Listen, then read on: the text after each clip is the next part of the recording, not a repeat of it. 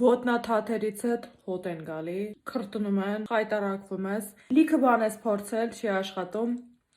կրկին իմեջում ես, որովհետև ես հիմա խոսում եմ հիգիենայից։ Okay, շաբաթական 2-ից 3 անգամ ոտնաթաթերին, հատկապես կրունկներին, օրինակ եթե ձեր կրունկները չոր են, կարող եք քսել, դամդարադամ, գլիկորաթթու, այո, գլիկորաթթուն բավականին կօգնի քրտատատությամբ եւ հոտի դեմ ոտնաթաթերի,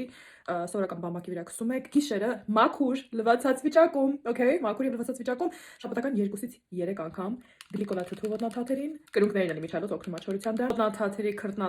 քրտնատարդության եւ հոտի դեմ, ժողովուրդ